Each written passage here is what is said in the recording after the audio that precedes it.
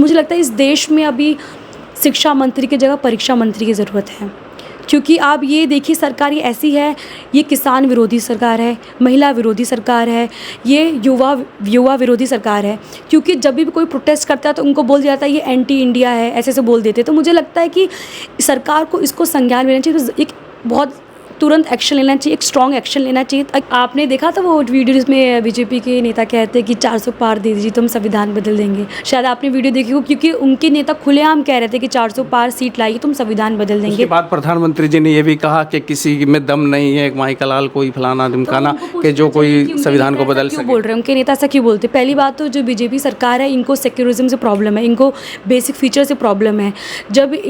जब हमने पूरे चुनाव में हमने कहा संविधान बचाने की बात करते इसलिए कर रहे थे क्योंकि इनके नेता नारा लगा रहे थे कि 400 पार लाइए संविधान बदल देंगे। नमस्कार, मैं हूं कुलदीप, आप देख रहे हैं खबर पुस्तक। इस वक्त हम दिल्ली में हैं और यहाँ पर हमारे साथ प्रिया सरोज जी है जो नवनिर्वाचित सांसद है और सबसे युवा सांसदों में से एक हैं। पहले तो आपको बहुत बहुत शुभकामनाएं। जी बहुत बहुत धन्यवाद, नमस्कार। मछली शहर की एक लक मान लीजिए, पहले सांसद भी महिला है और युवा है रागिनी सोनकर जी, अब आप चुन कर के आई हैं तो महिलाओं का कहीं ना कहीं वहाँ पे दायित्व भी बढ़ा है और जिम्मेदारी भी बड़ी हैं। तो इसको लेकर क्या आप सोच रही हैं कि मछली शहर को क्या कुछ अब देने वाले हैं अगले 5 साल में? जी देखिए, मैं और रागिनी दीदी मिल के काम करेंगे, महिलाओं को प्रेरित करेंगे और हम इस जगह से जीते हैं और इस जीत का श्रेय अपनी मछली शहर लोकसभा की जनता को देना चाहेंगे। इस जीत का श्रेय हम अपने पिताजी को देना चाहेंगे। इस जीत का श्रेय हम आदरणीय राष्ट्रीय अध्यक्ष जी को देना चाहेंगे, जिन्होंने मेरे पर इतना भरोसा दिखाया, मुझे इस लायक समझा कि मैं इस उम्र में जनता की सेवा कर सकूं। और हम भाजपा वालों की तरह नहीं कहेंगे कि हम अपने लोकसभा को क्योटो, पेरिस, न्यूयॉर्क बना देंगे, जो विच इज़ नॉट पॉसिबल।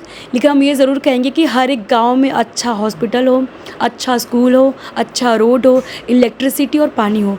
ये जो बेसिक चीज़ें और हमने इस पे काम कर लिया तो हमारा मकसद पूरा हो जाएगा। आप दिल्ली में पली बड़ी हो, आपकी एजुकेशन भी स्टार्टिंग की भी दिल्ली से रही है, क्योंकि सांसद आपके पिताजी सांसद रहे हैं 3 बार, तो आपका तो दिल्ली में ही माहौल ऐसा दिल्ली वाला रहा है। तो अचानक मतलब चुनाव लड़ने का विचार था या आपको एक्सीडेंटली ऐसा हो गया कि टिकट मिल गया और आप मैदान में आ गए? जी देखिए, एक्सीडेंटली तो कुछ नहीं होता है और मुझे लगता है पॉलिटिक्स और राजनीति एक ऐसी जगह है जहां आप बिना चाहे बिना विलिंग के आप नहीं रह सकते हैं, क्योंकि पॉलिटिक्स में आपको 100% देना पड़ता है, आपको जनता के बीच में रहना पड़ता है। ऐसा नहीं कि आप 2-4 दिन घूम लिए फिर राजनीति आप आगे चुनाव लड़ेंगे। तो हमें लगता है कि हम जब बचपन में जब पिताजी के साथ ट्रैवल करते थे, जब दिल्ली से बनारस लखनऊ जाते तो वो मुझे अपनी लाइफ स्ट्रगल के बारे में बताया करते थे कि कैसे उन्होंने स्ट्रगल किया है, कैसे वो एक दलित लोअर कास्ट से बिलोंग करके without political background, without financial background इतना स्ट्रगल किया लाइफ में। और इस खासकर माइनॉरिटी से बिलोंग करने के बाद आप इस स्टेज पे हैं पिताजी। तो हमें लगता है बचपन में हमने खुद से प्रॉमिस किया कि वो उनके पास विदाउट बैकग्राउंड, क्योंकि हमारे दादाजी किसान थे, फार्मर थे, खेती किया करते थे, लेकिन उसके बाद पिताजी ने 15-20 साल स्ट्रगल किया, वो एमपी थे। उनके एमपी बनने के बाद हमें लगा हमारे पास तो बहुत कुछ है आज, जब वो नेता बन सकते हैं, जब वो समाज सेवा कर सकते हैं तो हम क्यों नहीं कर सकते हैं। तो हमने बचपन में ही प्रॉमिस कर लिया था खुद से कि अगर हमें मौका मिलेगा, अगर हमें जनता ने मौका दिया, हम समाज सेवा करेंगे। तो हमारा वो सपना आज 25 साल 5 महीने पर हमारी जनता ने पूरा किया है। लेकिन लोग सोचते हैं, सबका सपना होता है युवाओं का नेता बनना, हम नेता बने, बड़ी गाड़ियाँ हों, दिल्ली लखनऊ ऐसे घूमें, फिर बाद में क्षेत्र को तो भूल जाते हैं, क्योंकि दिल्ली जैसे शहर में आप पले बड़े हो। यहीं कल ऐसा तो उन्होंने शिकायत मिले कि प्रिया जी तो दिल्ली रहते हैं, दिल्ली की सांसद हो गई, मछली शहर तो सुना है। देखिए ऐसी बातें शायद जो एंटी लोग वही बोलेंगे और मुझे लगता है ऐसी बात जो बोलते हैं मुझे नहीं पता है, बट मैं अभी नई बनी, अभी हमने शपथ लिया है और जो हमने पिताजी से सीखा है, क्योंकि हमारे फादर 3 टाइम एमपी हैं और सिटिंग एमएलए हैं, हमने उनसे एक चीज़ सीखी है कि जो व्यक्ति सत्ता में ना रहने पे और जो बिना पोस्ट के आकर जनता के बीच में घूमता है वही असली नेता होता है। 2014 में पिताजी चुनाव हार गए थे, 10 साल लगातार जनता के बीच में घूमे हैं, किसी के शादी में जाना, किसी का कन्यादान करना, किसी को हॉस्पिटल में हेल्प चाहिए होती, किसी का द्वार करना। तो मुझे लगता है उन्होंने 10 साल लगातार बिना पोस्ट के घूमे, जिसका बेनिफिट मुझे मिला है।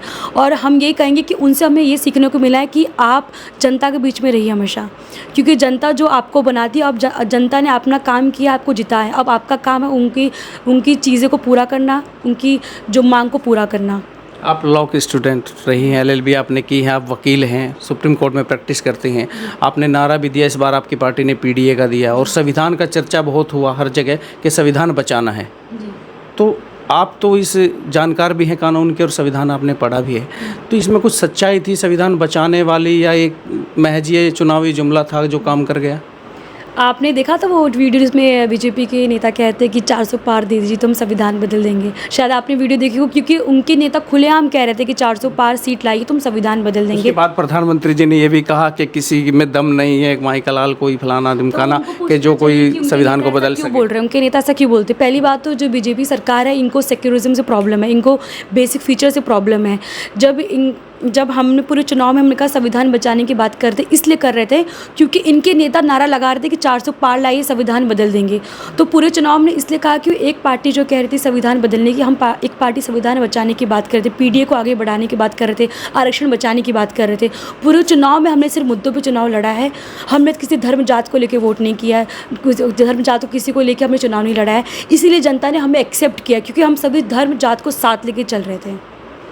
तो आपको उम्मीद थी कि अब जैसे पॉलिटिक्स में आ गई, टिकट हो गया, तो उम्मीदें थी जैसे, क्योंकि इस बार तो माहौल 400 पार वाला था, राम मंदिर वाला था, तो कहीं ना कहीं मन में तो थोड़ा होगा कन्फ्यूजन कि बीजेपी वाले जो 400 पार कह रहे हैं और यूपी में बतौर 80 के 80 योगी जी कह रहे हैं, तो थोड़ा कहीं ना कहीं मन में तो होता होगा कि इस बार तो यार 2 बार हो गया इनका, 14 और 19 में इस बार भी कहीं ना नैया डगमगा ना जाए।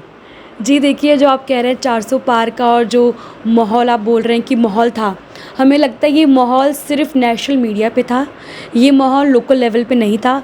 और हमें इतना पता था कि पूरे चुनाव में जो ये माहौल प्रोपेगेंडा बनाने क्रिएट कर दे, जो ये माहौल बनाने के क्रिएट 400 पार 400 पार, और हम लोगों ने कहा 400 पार नहीं 400 हार 400 हार 400 हार। जो आप कह रहे हैं माहौल पूरा लग रहा था राम मंदिर ये बन गया, आप सब कुछ, मुझे लोकल लेवल पे एक बार भी नहीं लगा कि मैं चुनाव हार रही हूँ। मुझे ये लगा कि मैं चुनाव जीत रही हूँ, बस हम चुनाव जीत चुके थे, सिर्फ ऑफिशियल डिक्लेरेशन बचा था। क्योंकि मुझे लगता है जो मीडिया लेवल पर जो न्यूज़ दिखा रहे थे कि 400 पार हो जाएगा, राम मंदिर बनाए तो वोट मिल ही जाएगा, हमें पता है कि लोकल लेवल पर लोगों को नौकरी नहीं मिली है, 5 किलो राशन से घर नहीं चलने वाला है, पेपर लीक हो रहा है, जनता परेशान है महंगाई से। इसलिए जनता परेशान थी, इसलिए इनको निकाला, जबकि इनको कॉन्फिडेंस था कि राम मंदिर इनॉग्रेशन किया है, उसके हमको जनता वोट देगी, लेकिन ये लोग वहीं हार गए हैं।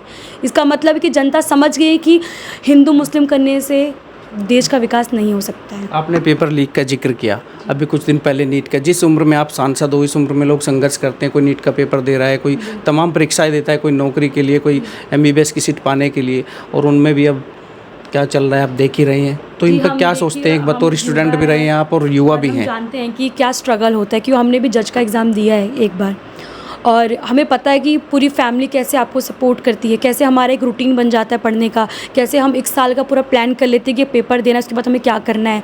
और कैसे कई लोग होते हैं जिनके पास फाइनेंशियल बैकग्राउंड नहीं होता है, जिनके पास नहीं होता, वो उनकी फैमिली कैसे कैसे उनको पढ़ाती लिखाती हैं। और मुझे लगता है इस देश में अभी शिक्षा मंत्री की जगह परीक्षा मंत्री की ज़रूरत है, क्योंकि आप ये देखिए सरकार ये ऐसी है, ये किसान विरोधी सरकार है, महिला विरोधी सरकार है, ये युवा विरोधी सरकार है।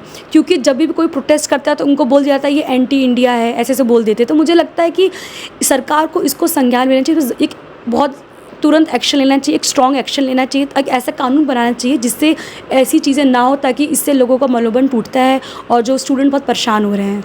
प्रिया सरोज के लिए क्या प्राथमिकताएं हैं, क्योंकि अब सत्र शुरू है, बोलने का मौका भी मिलेगा, तमाम मुद्दे, कौन सा मुद्दा ऐसा है जो प्रिया सरोज सबसे पहले रखेगी युवा होने के नाते?